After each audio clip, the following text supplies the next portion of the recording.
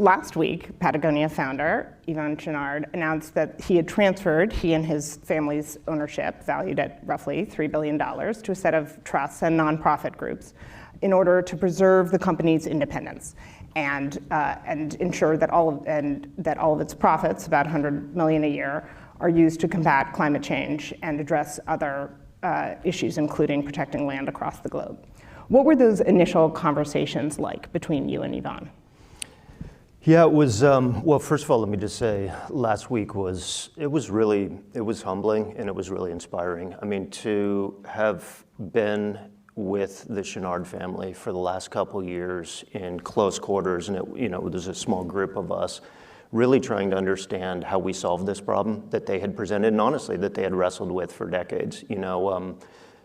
People that know Yvon or has read his story, familiar with his story, know that one of his mentors was a person named Doug Tompkins. And Doug, along with his first wife, founded Esprit. And then Doug sold Esprit and took the money that he made from that, and he became, with his second wife, Chris Tompkins, the largest conservationist in the history of private conservation. So they bought land in Chile and Argentina and created these large-scale national parks. And so Doug had always been in Yvon's ear about, you should do the same thing. And I think for decades, Yvon had really wrestled with that. How do I have the biggest impact? He describes himself as a reluctant businessman because he has always been a reluctant businessman.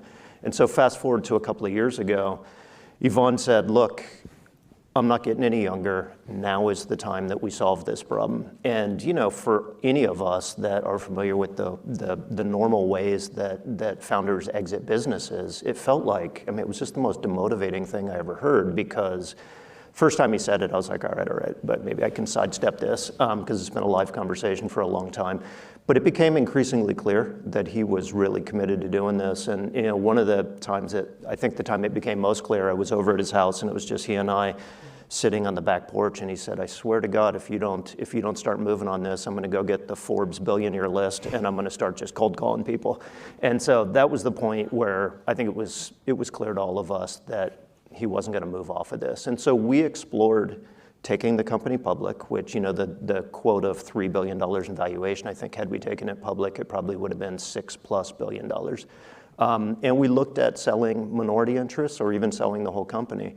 And I think what that did, I never was interested in those outcomes, and I think many of us weren't, but we had to solve the problem that Yvon and the family had put in front of us. And when we got deeper into the conversations, what became clear was there were two things of primary interest to them. One is protect the ongoing integrity of Patagonia, the business, and the other is create more money right now to cash flow the environment. And so it was 2 years of trying to figure out if we could put together a new structure because we couldn't figure out how to do those two things under the existing models.